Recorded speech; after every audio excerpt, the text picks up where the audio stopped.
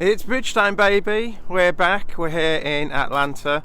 We're walking to the bus stop, heading to the venue for day one of the Atlanta NABC. The two guys ahead of me. We've got Filthy, also Matt on the left and Adam on the right. I'm going to be calling him Filthy and Gizzy for the whole time. I'm playing most of the week with Gizzy, and Matt's playing with John McAllister. Today we're doing the Life Master pairs. We've both got an exemption because we're like pretty good in England, I guess, so we got an exemption to playing that, and that's a 2-day event, so we're going to do our best. And all these events are, day one's about qualifying with a good score, and then you get a bit of carryover for day two. So to some extent day one's just about getting to day two, but if you're planning to win it or place really highly, getting through day one with a good score is obviously better. So yeah, I'm recovering from a cold, so I might not look as fresh or as healthy as I am, but I think I'm over the worst of it. I think yesterday was the worst I had it, but I've just been eating a lot and sleeping a lot to just try and get over it, but the flight over was pretty bad. So yeah, we went to the venue last night to have Thanksgiving dinner with a couple of friends, and the venue's amazing. You're going to see in a second. The hotel is it's just a cut above anything you'd see in the UK, I think, just from the views you get in there. So yeah, you'll get some photos of that, and then after that we'll get some good bridge hands and meet some of our favourite folks. And obviously if you see this video and you see me later in the week, come and say hi and I'll put you right there. So I'll see you soon. So we're here in the venue, and this is the hotel. You can see how nice this is. There's Adam, Gizzy. We ate there last night, Thanksgiving meal, and we have some escalators down. I'm going to show you a nice view in a second there. So we've got all these floors. We've got from the bottom floor up to this one, and we're playing in there. But if you look up,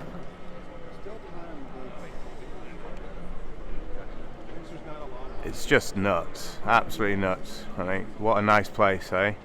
All indoors, all the balconies facing each other, and you just don't get hotels like that in the UK. So we're playing at a really nice place. I'm on like the bar floor. I need to find somewhere to get me a coffee, and people starting to chat to people I've not seen in a while. So Adam Kaplan a sec ago, Filthy's talking to a friend, and there's a indication where we all are. So the Nile Life Master pairs, we're in that room over there, and we're 8 north south in section H. So we're in the room now. You can see it's filling up. Beans is in the field as well. I'm not sure any other disco people are. And we've got, looks like about 4 sections of 13 tables, so whatever that is the number of pairs, and they will be eliminating down to half today. So we're sat 8 north south. There's my man. And yeah, we'll be back in a second. So the next time you see me, there'll be a hand. Oh, Nathan's here. Nathan's over there. So we'll say hi to Nathan in a bit, and he's talking to Beans and some other guy I don't know. So yeah, we're here, we're ready, and we start in about 10 minutes. So the second board of the Nationals this year, you pick up this hand: Ace King Queen to 8, void, Queen to 5, void. Oh my god, I kept a straight face, and it goes past on your right. Well, the first decision, I mean, you can't have system for hands like this generally, and it's the second hand Gizzy and I have played with this new system. So I'm like, what do I do? Well, it's far too good to open a spade, and it's too suited, so I don't agree with opening 2 clubs. So I just open 1 spade. I can always outbid them. There's no danger of them, you know, if they bid to 5 hearts, I'll just bid 5 spades or whatever. And we're favourable anyway, so I doubt they're going to bid much. But one of the advantages of kind of underplaying your hand is you might get doubled. If the auction comes competitive, you might get doubled, and you've got like a 2-loser hand. As long as partner's got like a jack of diamonds or something like that, you might be able to just make 11 tricks in your own hand. So I opened a spade and partner bids 2 game forcing hearts. Like, okay, what do you do now? Well, again, you've got some choices, and I'm not sure I took the right choice in the hand, but your choices are, you could jump to 4 spades now. Well, that, I think that would show a weak hand with lots of spades. You could jump to 3 spades to say I've got a really good hand with lots of spades. But both of those ignore the diamond suit, and it might be right to play in diamonds. So I elected to bid 3 diamonds, which shows extras. I know we're in a game forcing situation, but I would only bid 3 diamonds with extra points or extra shape was our agreement. So I've got extra shape, so I bid 3 diamonds, and partner over that bids 3 hearts to show 6. So now I repeat my spades. I bid 3 spades, and partner bids 3n. Well, what are you going to do now? Partner's got a game-forcing hand, but partner's clearly got 6 hearts and club values here. So partner's points are going to be all outside your suits, you'd think. I mean, your partner's got nothing in spades, and partner might not have any spades. And partner may or may not have diamond support. So, again, what are your choices here? You could bid 4 diamonds to reiterate your hand. That must be at least 6-5, you'd think. But if partner's got void, spade and doubleton diamond, they might raise your diamonds, or I don't know what they do. And you might be right to play in spades, because spades of course better. So it's only right to introduce diamonds if you think 6 diamonds is an option, I think. So I ummed and ahed and bid 4 spades. So I must have shown a slam try here, because over 3 hearts I could have jumped to 4 spades. So I must show, by going slow and then pulling 3n to 4 spades, I must have shown a decent hand. So I thought maybe partner might raise with a singleton spade and good controls, or something like that. And partner passes and puts down this hand, so you can see the whole hand there, and you can see how good a contract 6 diamonds is, or 6 spades. You don't have many losers. If things break, you're going to lose 1 diamond if the king of diamonds is offside, and that's it. So I'm like, okay, I'm in 4 spades. It's not necessarily the best spot. Maybe I could have done a bit more in the bidding, but it felt like a misfit, and it just happens to be that partner's got 3 card diamond support to the ace jack. And he might have decided to bid over 4 spades. He might have decided to bid 5 diamonds to show this sort of hand, maybe. So maybe, I don't think you can have this. I don't know. But anyway, the lucky news is spades are 4-1. So we don't get percentages at the end of the board. I don't think we'll necessarily get the best board in the set. I mean, obviously 6 diamonds is the spot you want to be in. The king of diamonds is offside, and spades are 4-1. So we might get lucky there. My guess is we'll get slightly over average, because there'll be enough people in 5 diamonds or 6 spades that will beat those, because we beat those in 5 diamonds. We scored 450, and 5 diamonds scores 420, and 6 spades scores -50. So hopefully we'll get a good board there. But it's just one of those ones you've just got to kind of take it slowly, and I don't think you can necessarily have system to bid this sort of hand. You just need to kind of just do the best you got. I was lucky that partner game forced. If partner doesn't game force, so they compete, it's just a random guess as to where you end up. So you, this is Adam's hand. You are defending 4 spades, and your hand is jack to 3, ace to 3, ace jack to 4, king to 3. And they bid unopposed 1 spade, forcing no trump, 2 hearts, 3 spades, 4 spades. So the declarer, you know, has got at least 5 spades and at least 4 hearts. And your partner leads the 2 of diamonds at trick 1.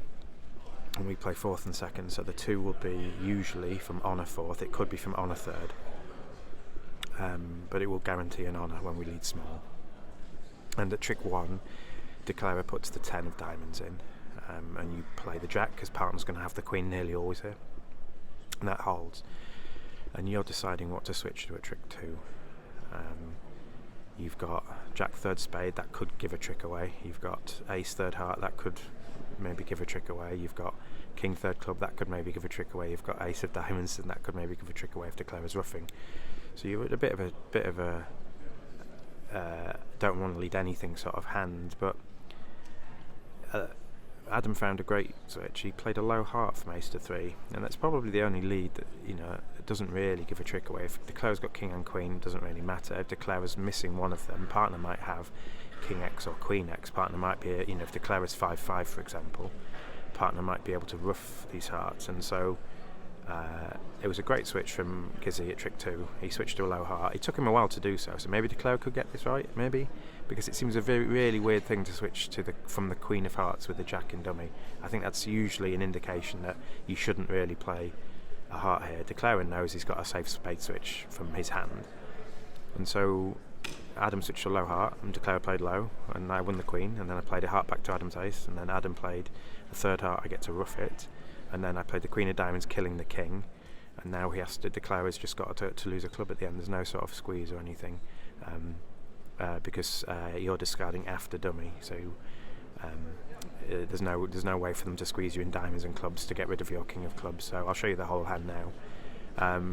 And on a low heart switch, declarer has to put the king in. He's still going 1 off, but he's not going to suffer this heart rough now. Declarer has to put the king in, and maybe that's gettable based on a heart switch doesn't seem right from the queen. I've either got ace and queen, or Adam's got the ace, but I don't think Adam can ever have the queen there. So good switch, well done. We beat it by 2 for what will be a good score, I think. So this was a hand we defended in the during today, and I'm going to do it from the perspective of the south hand.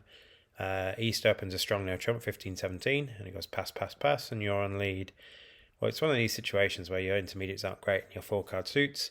You don't really want to kind of concede a trick to East's black suit kings, and a heart's out. So I think a diamond lead's fine. I think a diamond is just passive and safe, not giving anything away in theory, and you're playing match points.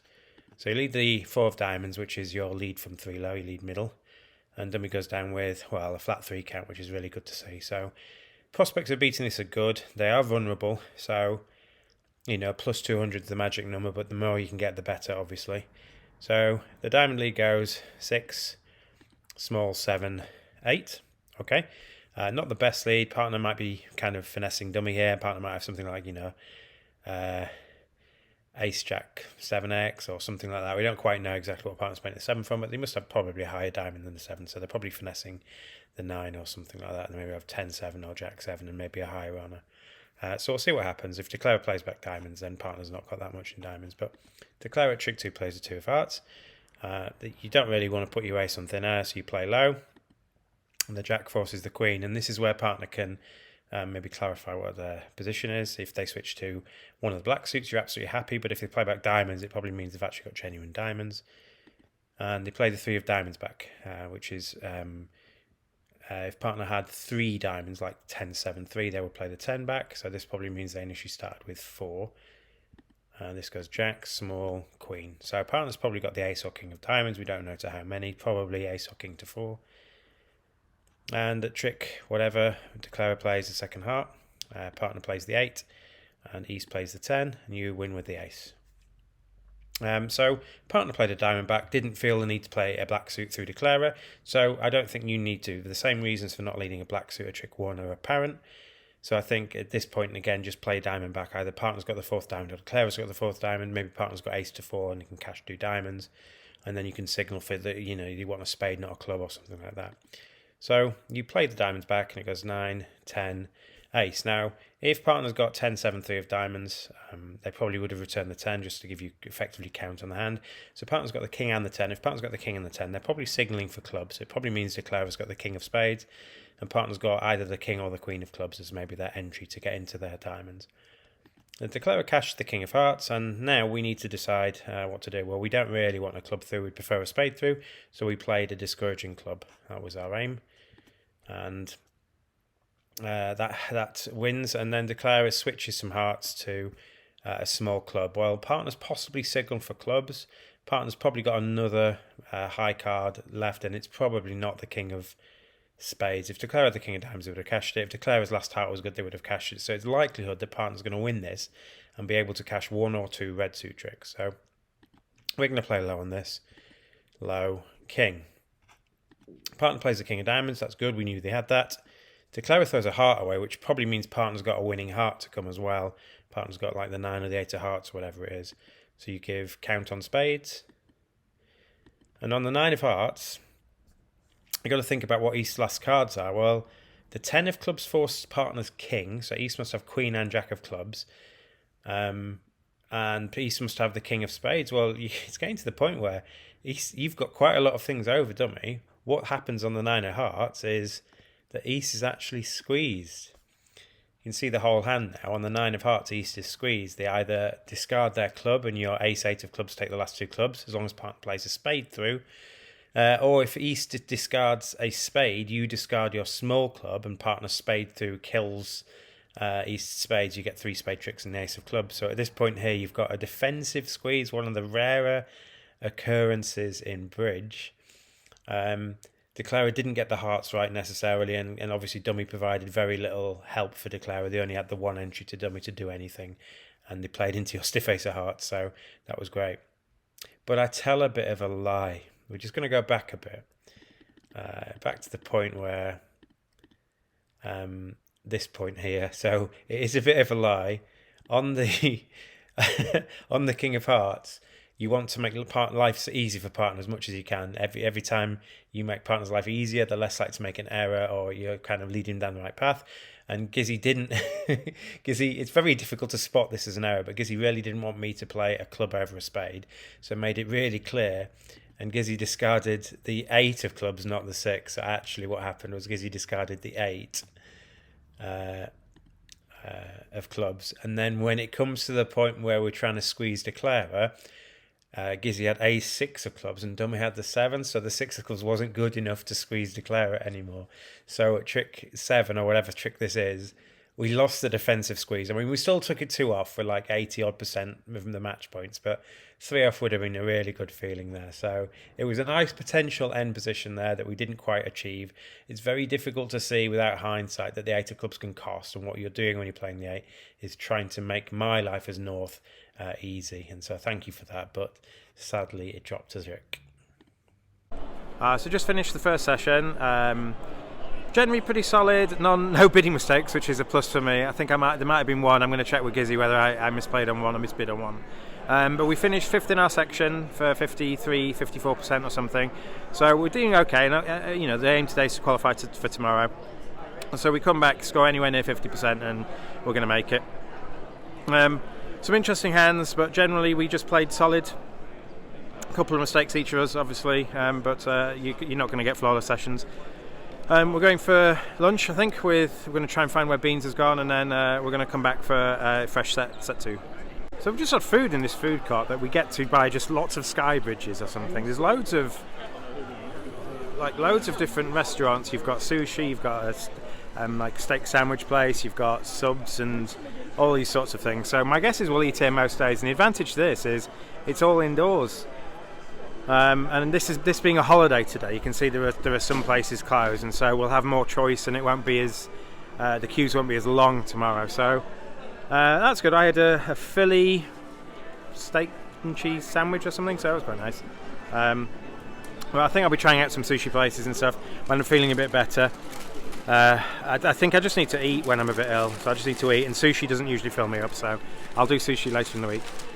We got 54% in the end. We were 5th in our section, and it rounded up to 54% when you did all sections in. So there's 104 pairs out of 176 qualifying. So anywhere near average will get us to, but obviously you want that carryover. If you finish first, you carry over something like 3 tops into tomorrow, which doesn't mean you're going to win the event or anything, but obviously starting with 3 tops is much better than starting with none. So that's our aim. Apparently, says Gizzy, we were on 80% after the first 10 boards or something. We were doing really well, and then things faded. I mean, I definitely went off in some things that on normal form I'd make. Am I in the vlog now? Yes. He's in the vlog now. He can even be the thumbnail. So we're halfway through the second session. We're doing fine. I think we're not in danger of failing, I think. Got a couple of gifts from a friend, which is a bit unfortunate. I hope they still qualify.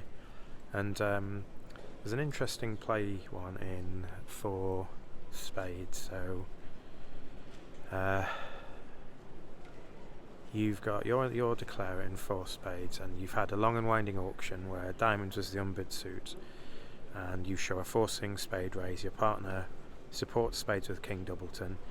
You cubid 4 clubs, and your partner signs off in 4 spades. So you're in 4 spades, and they lead the 2 of diamonds, and you ask what their leads are, and they play 2nd and 4th, which means that the 2 will promise an honour if it's from length, and it will be 4th highest if it's from length. It could be from 3 to 1, I suppose. So you're confronted at trick 1. Well, they haven't led a club, so you might be able to get your king of clubs away, and you might be able to avoid losing a diamond if you guess right. So, as an intrepid reader, what diamond would you play? Remember, diamonds is the unbid suit, so they could easily have led from the king here, trying to make an attacking lead. You did cubid for slam, so maybe they're just looking to set up a second trick to go with a trump trick or something like that. Or they've got the ace of clubs on lead and they're trying to set up a diamond. So they could easily lead from the king, they could easily lead from the jack, and you know they've got one of them. So if you guess right, no diamond loser. So the declarer against us put the queen on, and Gizzy played the king, and they won the ace. Okay, so they've got a diamond loser now. They missed the opportunity. Obviously, if we don't lead a diamond, they've got a diamond loser anyway, but missed opportunity to get a trick away. So what do you do now? Well, you've got this losing club, and you might need to use dummy trumps to ruff diamonds. So what they did is played queen of hearts, heart, heart. They played 3 rounds of hearts, trying to throw their king of clubs away.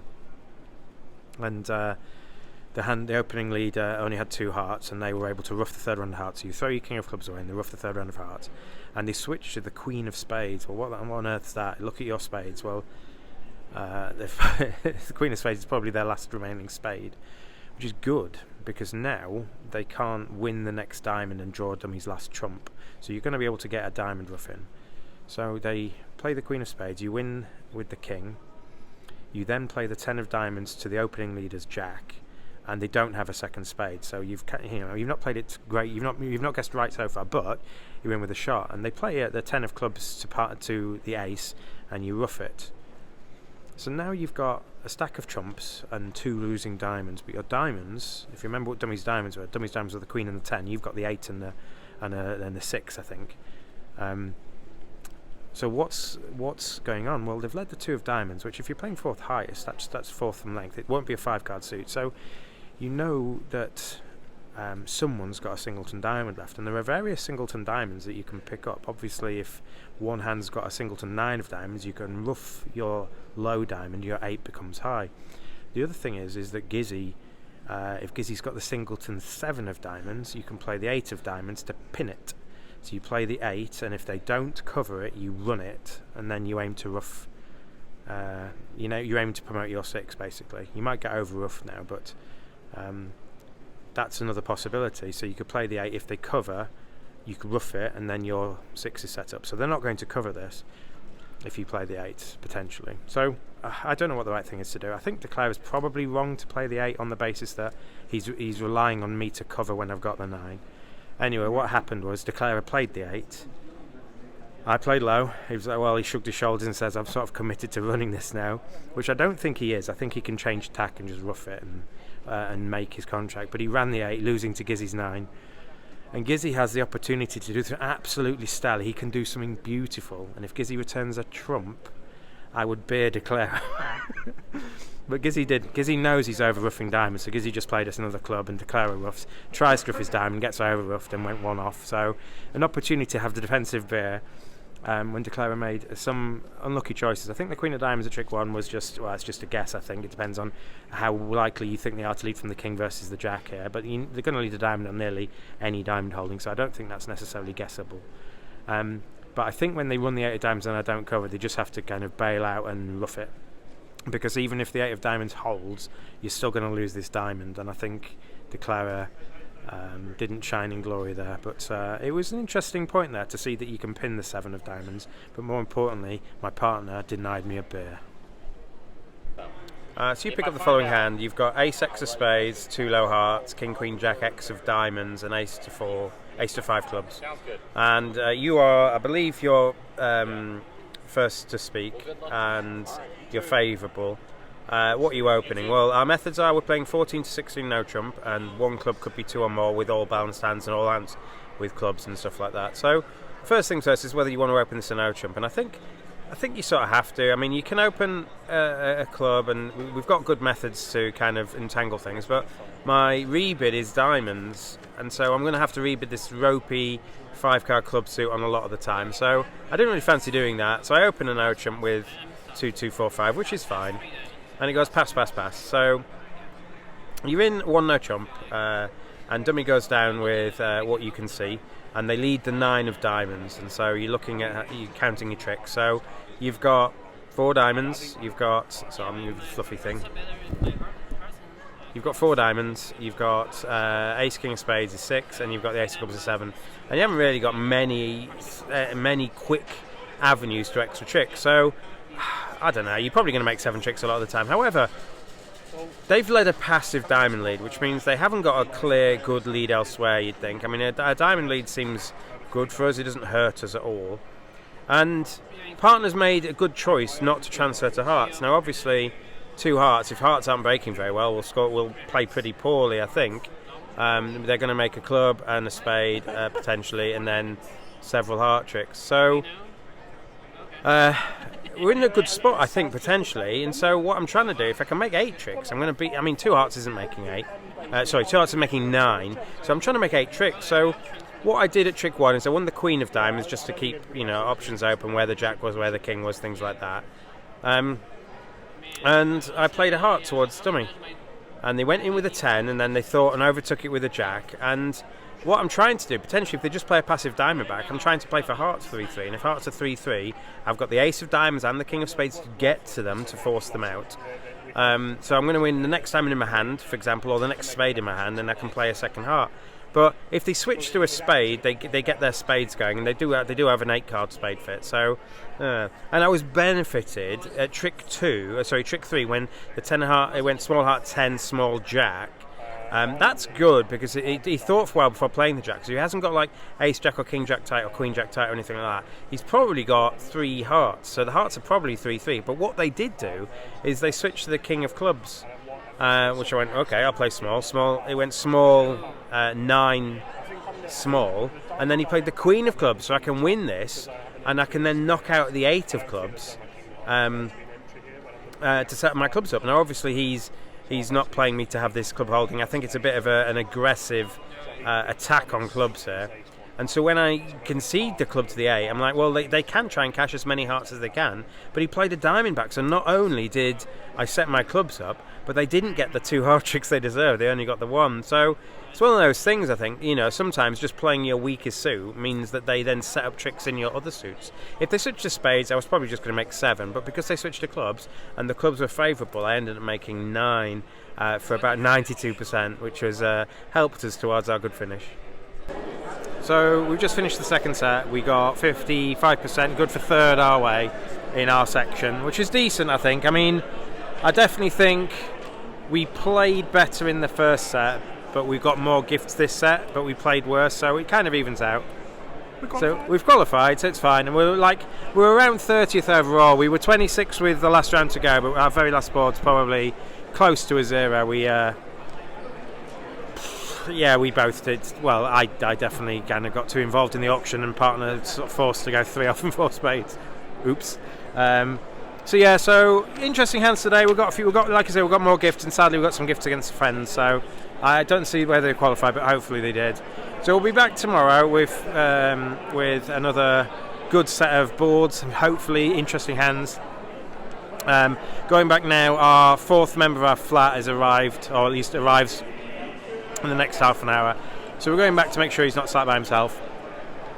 I need another 10-hour night's sleep, and I think by tomorrow, hopefully, I will be fully fit. I'm still feeling the effects of this cold I've got, so I don't like to attribute mistakes to things like that, but I feel like I've not been as sharp as I normally am. But what can you do? We all loved it. We played the last round actually against some Brits playing Akol, so four Brits at the table playing thousands of miles away from where we'd normally meet, so that was nice.